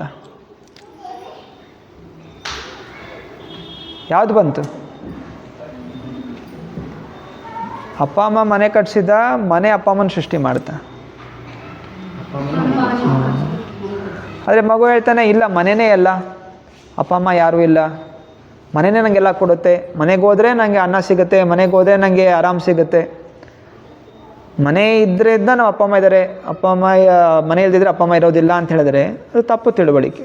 ಹಾಗೆಯೇ ಭಗವಂತ ಇರೋದರಿಂದ ಎಲ್ಲ ಕಡೆ ಭಗವಂತನ ತೇಜಸ್ಸು ಅನ್ನೋದಿದೆ. ಆ ಭಗವಂತನಿರೋದ್ರಿಂದ ಎಲ್ಲ ಜೀವನ ಹೃದಯದಲ್ಲಿ ಪರಮಾತ್ಮ ಅನ್ನೋದು ಇದ್ದಾನೆ. ಸೊ ಆದಿ ಯಾರು? ಭಗವಂತ. ಅವನ ಒಂದು ವಿಸ್ತರಣೆ ಬ್ರಹ್ಮಜ್ಯೋತಿ ಹಾಗೂ ಪರಮಾತ್ಮ. ಸೊ ಈ ತಿಳುವಳಿಕೆಯಿಂದ ಭಕ್ತನು ಬುದ್ಧಿಯೋಗದಿಂದ ಅವನು ವೈಕುಂಠ ಲೋಕವನ್ನು ಪ್ರವೇಶ ಮಾಡ್ತಾನೆ. ಮುಂದಿನ ಶ್ಲೋಕ. ಸೊ ಇಲ್ಲಿ ತಾತ್ಪರ್ಯದಲ್ಲಿ ಪ್ರಭುಪಾದರು ಹೇಳ್ತಾ ಇದ್ದಾರೆ, ಸೊ ಇಂತಹ ಜ್ಞಾನ ಇರುವಂಥವರು ಈ ವೇದಗಳ ನಿಯಮಗಳನ್ನು ಅವರು ಆಚರಣೆಯಲ್ಲಿ ಅದಕ್ಕೆ ಆಸಕ್ತಿಯನ್ನು ತೋರಿಸೋದಿಲ್ಲ. ಸೊ ಇಲ್ಲಿ ಉದಾಹರಣೆ ಕೊಡ್ತಾರೆ ಶ್ರೀ ಮಾಧವೇಂದ್ರ ಪುರಿ. ಸೊ ಮಾಧವೇಂದ್ರ ಪುರಿ ಇಬ್ಬರು ಮಹಾ ಸನ್ಯಾಸಿ ಆಚಾರ್ಯರು. ಸೊ ಅವರೇನು ಹೇಳ್ತಾ ಇದ್ದಾರೆ, ಹೇ ಪ್ರತಿದಿನ ನಾನು ಮಾಡುವ ಸಂಧ್ಯಾ ವಂದನೆಗಳೇ ನಿಮಗೆ ಜಯವಾಗಲಿ, ಸ್ನಾನವೇ ನಿನಗೆ ನನ್ನ ಪ್ರಣಾಮಗಳು. ಹೇ ದೇವತೆಗಳೇ, ಹೇ ಪಿತೃಗಳೇ, ನಿಮಗೆ ತರ್ಪಣ ವಿಧಿ ಸಲ್ಲಿಸಲು ಅಸಮರ್ಥನಾಗಿದ್ದೇನೆ, ಕ್ಷಮಿಸಿ. ಈಗ ನಾನು ಎಲ್ಲೇ ಇರಲಿ ಯದುಕುಲ ಶ್ರೇಷ್ಠನು ಕಂಸನ ಶತ್ರುವು ಆದವನನ್ನು ಕೃಷ್ಣನನ್ನು ಸ್ಮರಿಸಬಲ್ಲೆ. ಇದರಿಂದ ನಾನು ಎಲ್ಲ ಪಾಪ ಬಂಧನಗಳಿಂದ ಮುಕ್ತನಾಗಬಲ್ಲೆ, ನನಗೆ ಇಷ್ಟೇ ಸಾಕು ಎನ್ನಿಸುತ್ತದೆ.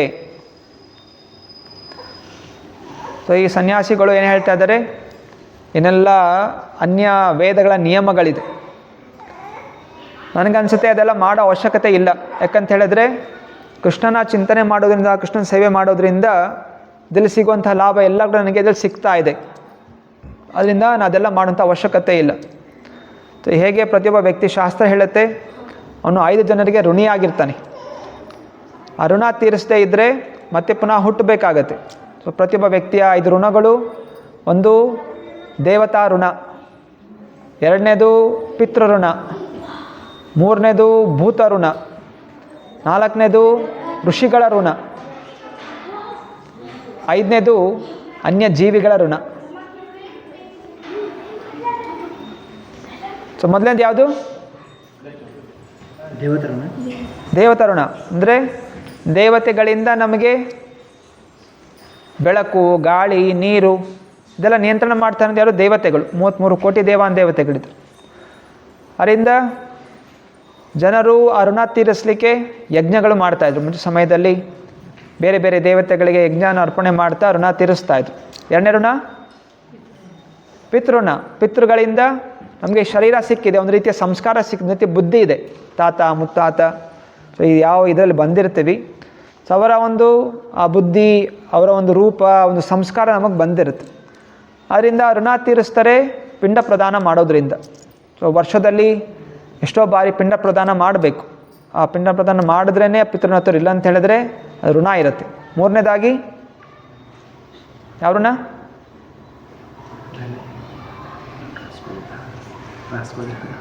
ಏನೋ ಮೂರನೇದಾಗಿ ಅನ್ಯ ಜೀವಿಗಳ ಋಣ. ಬೇರೆ ಬೇರೆ ಜೀವಿಗಳಿಂದ ನಮಗೆ ಅನಾಥ ಪದಾರ್ಥಗಳು ಸಿಗುತ್ತೆ. ಉದಾಹರಣೆಗೆ ಹಾಲು ಬರುತ್ತೆ ಆಕಳಿಂದ. ಸೊ ಆಕಳಿನ ಮೇಲೆ ನಮ್ಗೆ ಋಣ ಇದೆ. ಜೇನುತುಪ್ಪ ತಿಂತೀವಿ. ಸೊ ಜೇನುತುಪ್ಪದಿಂದ ಬರ್ತಾ ಇದೆ ದುಂಬಿಗಳಿಂದ. ದುಂಬಿಗಳು ಓಡಾಡಿ ಸಂಗ್ರಹ ಮಾಡೋದು ನಮಗೆ ಜೇನುತುಪ್ಪ ಸಿಗುತ್ತೆ. ಹಾಗೆ ಬಟ್ಟೆಗಳು ಅದೆಲ್ಲ ಬೇರೆ ಬೇರೆ ಗಿಡಗಳಿಂದ ಸಿಗ್ತಾ ಇದೆ ನಮಗೆ. ನಾನಾ ರೀತಿಯ ತರಕಾರಿಗಳು ಇದೆಲ್ಲ ಬೇರೆ ಜೀವಿಗಳು. ಆ ಜೀವಿಗಳಿಂದ ನಮಗೆ ಆಹಾರ ನಮ್ಮ ಜೀವನಕ್ಕೆ ಅದಕ್ಕೆಲ್ಲ ಋಣಿಯಾಗಿರ್ತೀವಿ. ಆ ಋಣ ತೀರುತ್ತೆ ನಾವು ಅನ್ಯ ಜೀವಿಗಳಿಗೆ ಏನೋ ಒಂದು ರೀತಿ ಆಹಾರ ಕೊಡೋದ್ರಿಂದ. ಸೊ ಇವಾಗ ಹಕ್ಕಿಗಳಿಗೆಲ್ಲ ಅನ್ನ ಹಾಕ್ತಾರೆ, ಇರುವೆಗಳಿಗೆ ಸಕ್ಕರೆ ತಿನ್ನಿಸ್ತಾರೆ, ಗೋವುಗಳಿಗೆ ಆಹಾರ ಕೊಡ್ತಾರೆ. ಸೊ ಅನ್ಯ ಜೀವಿಗಳ ಋಣ ತೀರುತ್ತೆ ಅವರಿಗೆಲ್ಲ ಯಾವುದೇ ಒಂದು ರೀತಿ ದಾನವನ್ನು ಮಾಡೋದ್ರಿಂದ. ಅನಂತರ ಋಷಿಗಳ ಋಣ. ಸೊ ಋಷಿಗಳ ಒಂದು ಕೃಪೆಯಿಂದ ನಮಗೆ ವೇದದ ಜ್ಞಾನನೂ ಸಿಗ್ತಾ ಇದೆ, ಪುರಾಣಗಳು, ಉಪನಿಷತ್ಗಳು. ಸೊ ಇದರಿಂದ ನಮಗೆ ಜೀವನಕ್ಕೆ ಒಂದು ದಾರಿ ಸಿಗ್ತಾ ಇದೆ, ಏನು ಮಾಡಬೇಕು ಏನು ಮಾಡಬಾರ್ದು ಅಂತ. ಅದರಿಂದ ಅವರ ಋಣ ತೀರುತ್ತೆ ಎಲ್ಲ ಶಾಸ್ತ್ರಗಳನ್ನು ಓದೋದ್ರಿಂದ. ಅನಂತರ ಅನ್ಯ ಮನುಷ್ಯರ ಋಣ. ಬೇರೆ ಬೇರೆ ಮನುಷ್ಯರಿಂದ ನಾವು ಸಹಾಯ ಪಡ್ಕೋತೀವಿ ಅಲ್ವಾ. ಆಗ ನಮಗೆ ಮನೆ ಕಟ್ಟಿಸ್ಬೇಕು ಅಂತ ಹೇಳಿದ್ರೆ ನಾವು ಮನೆ ಕಟ್ಟೋಕ್ಕಾಗೋದಿಲ್ಲ ಅಲ್ವಾ.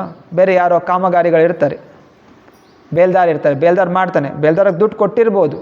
ಅಂದರೆ ಬೇಲ್ದಾರ ಇಲ್ಲದೆ ನೀವು ದುಡ್ಡು ಕೊಟ್ಟರೆ ಯಾರು ಮನೆ ಕಟ್ಟಿಸ್ತಾರೆ? ನೀವು ದುಡ್ಡು ಕೊಟ್ಟಿರ್ಬೋದು, ಬೇಲ್ದಾರ್ ಇಲ್ಲ ಅಂತ ಹೇಳಿದ್ರೆ ಏನು ಮಾಡ್ತೀರ?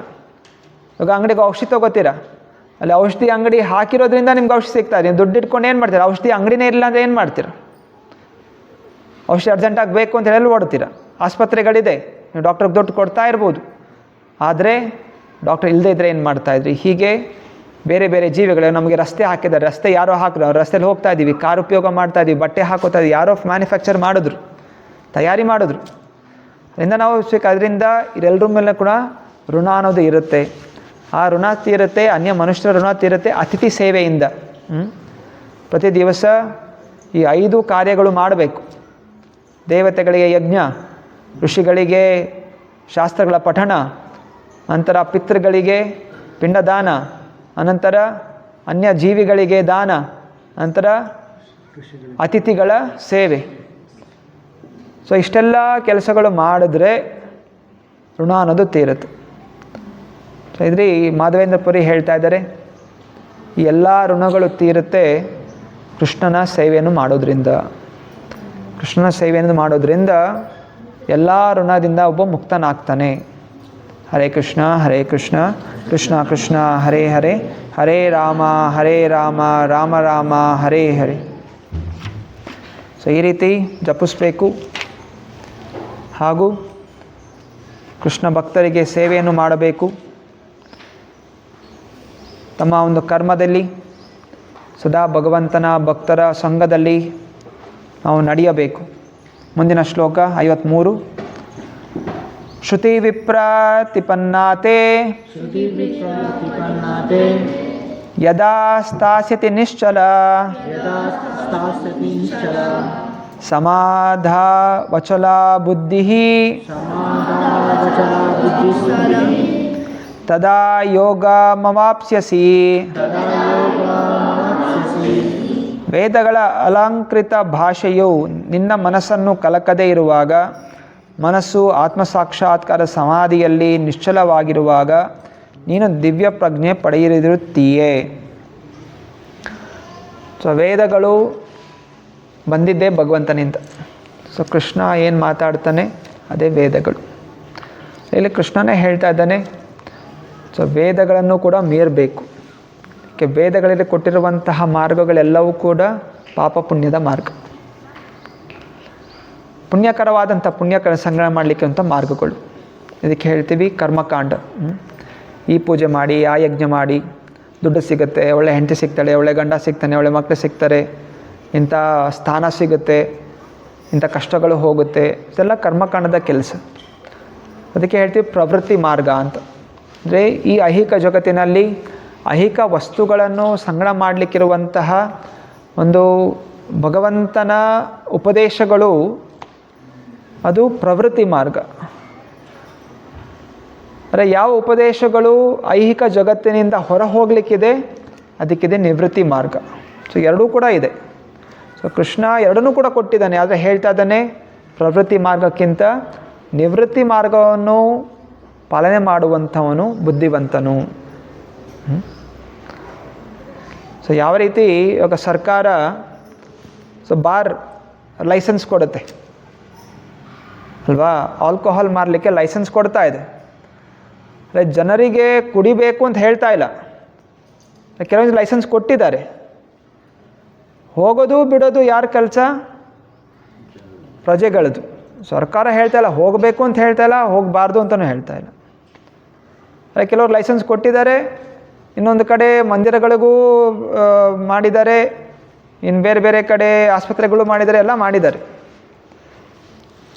ಅದು ವ್ಯಕ್ತಿಗೆ ಸ್ವತಂತ್ರತೆ, ಎಲ್ಲಿ ಹೋಗಬೇಕು ಅವನು ವಿಚಾರ ಮಾಡಬೇಕು. ಇಲ್ಲಿ ಹೋದರೆ ನನಗೆ ಏನು ಲಾಭ ಸಿಗುತ್ತೆ, ಇಲ್ಲಿ ಹೋದರೆ ಏನು ಲಾಭ ಸಿಗುತ್ತೆ, ಮತ್ತು ಅದು ಅವನ ವಿಚಾರ.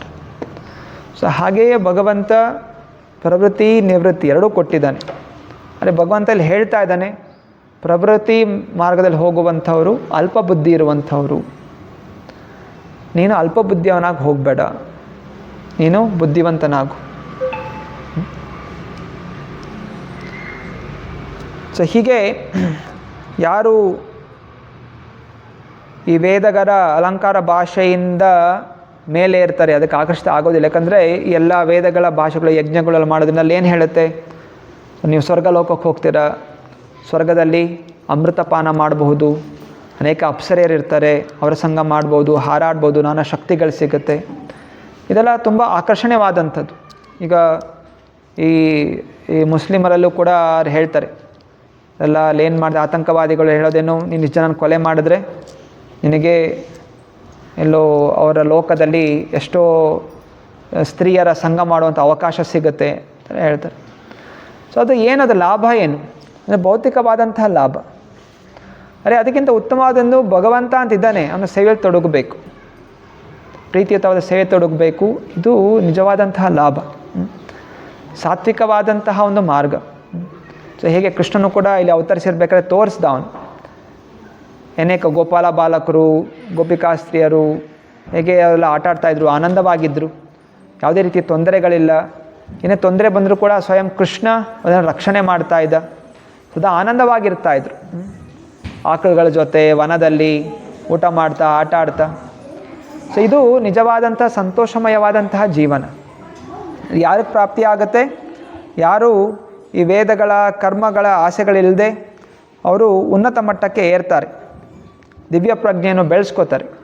ಅದಕ್ಕೆ ಸಮಾಧಿ. ಸಮಾಧಾವಚಲ ಬುದ್ಧಿಸ್ತದ.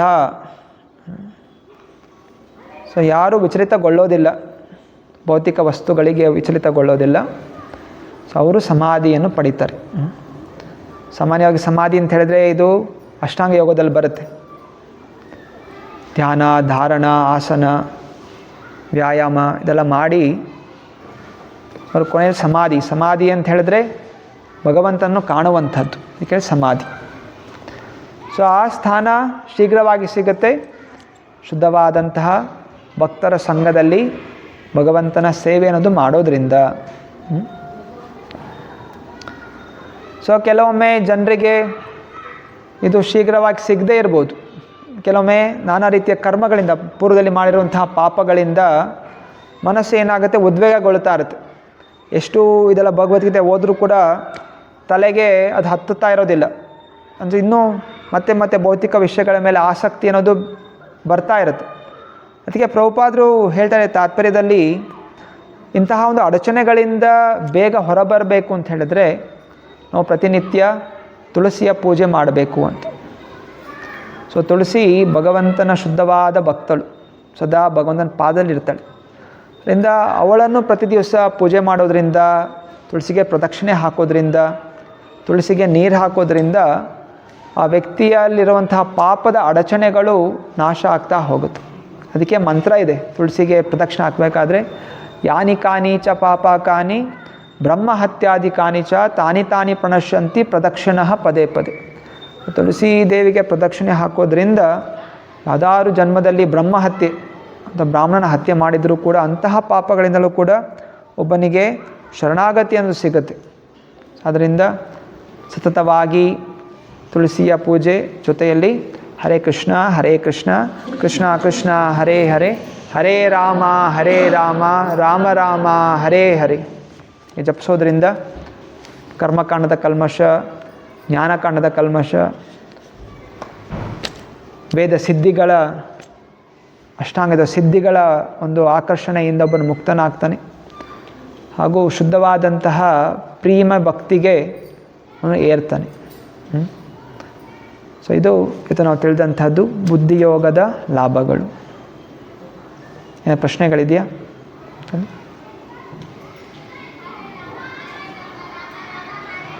ಶ್ರೀಮದ್ ಭಗವದ್ಗೀತಾ ಕಿ